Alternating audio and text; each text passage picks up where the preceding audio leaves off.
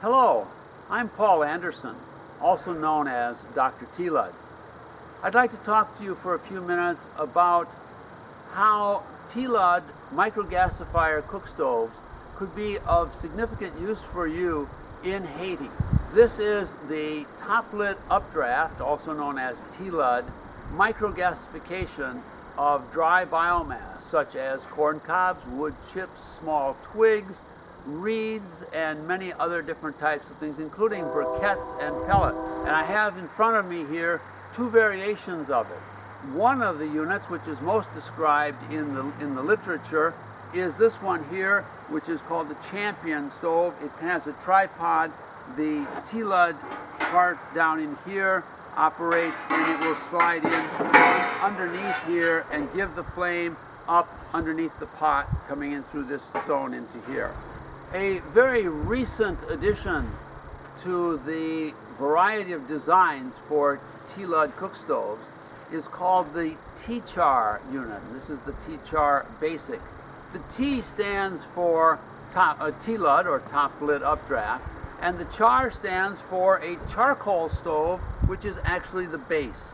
Charcoal stoves are very inexpensive, can have ceramic liners or metal liners, and are quite useful for charcoal cooking. When you are not using charcoal as the fuel, but you are using dry biomass, such as corn cobs and twigs and briquettes, then you are creating the charcoal inside of the TLUD application, and when you lift it up, the charcoal falls out through the bottom because there's no bottom on it.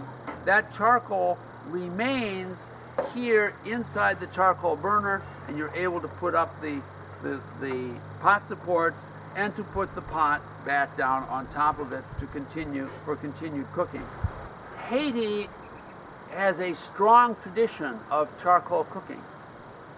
Almost all of the households have some form of charcoal burner.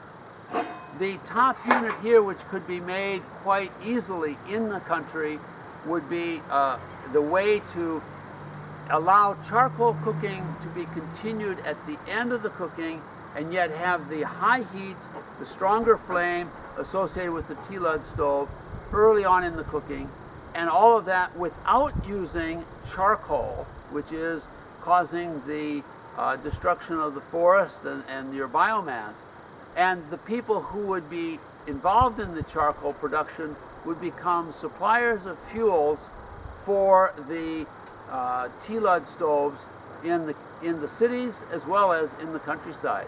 This is one of the very first of the TChar stoves. It was built in Uganda in July of 2011, and I'm going to now fill this stove with fuels, and I'm using wood chips of standard type, just regular, putting it down in.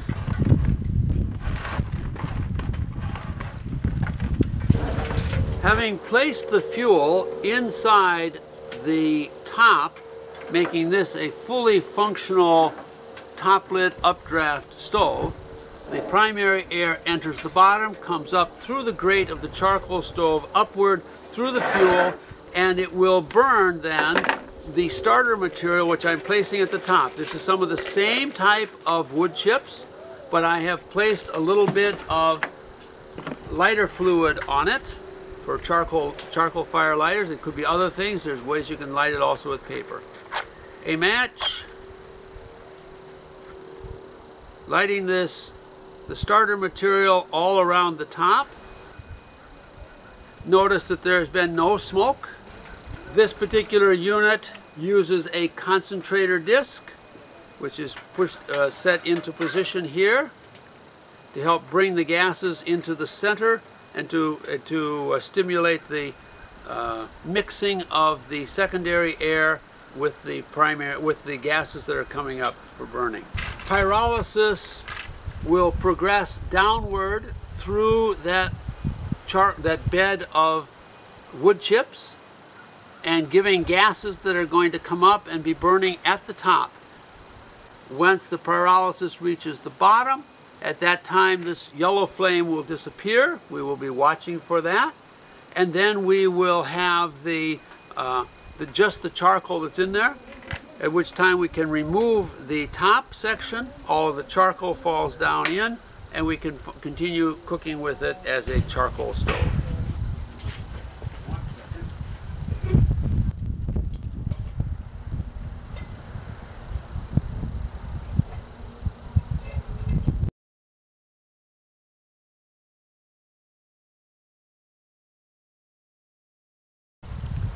One of the advantages of the TChar stove compared with a traditional charcoal stove is that we're getting a high heat fast and early in the time of cooking. Charcoal stoves are notoriously slow in getting started. They're fanning them, trying to get the charcoal to get hot, whereas here we have a very quick flame and we're able to do the high heat applications that are commonly associated with the first part of most cooking tasks.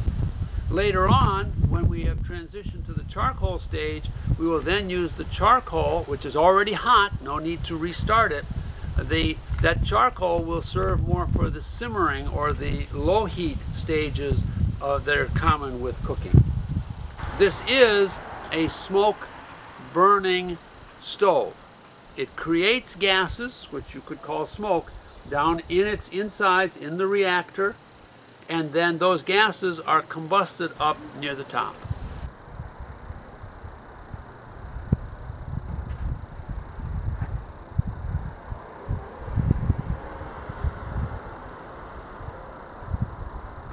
We have just seen the clear transition from the yellow flame of the burning of the pyrolysis gases to the commencement of the burning of the charcoal. I can now take off the top. You're seeing the charcoal is down inside there. This is too far down for it to be an effective charcoal cooker with the pot still up here. So the concept and the idea is that we will remove this T-top, and you can see now the charcoal coming available underneath in there. Okay. This particular unit is missing its three little pot support rests, but the pot would then just be sitting right over the top of that, and believe me, it is quite hot.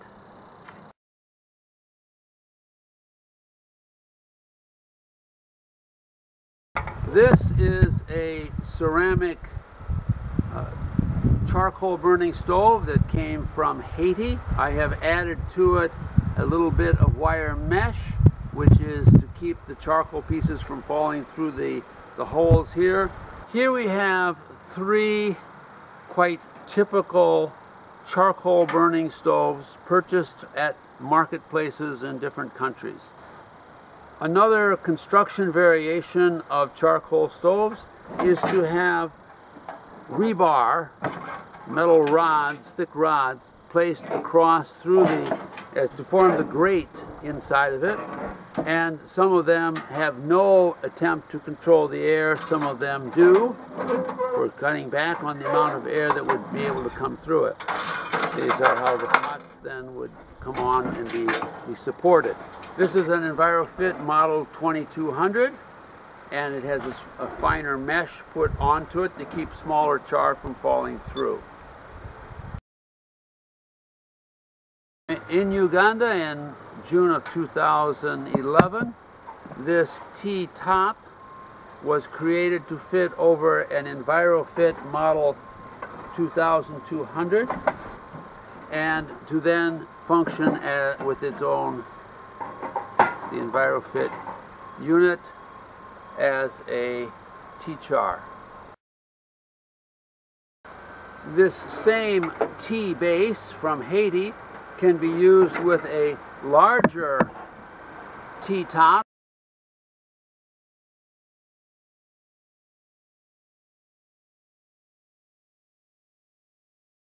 For the pot support, you can use any of a number of varieties.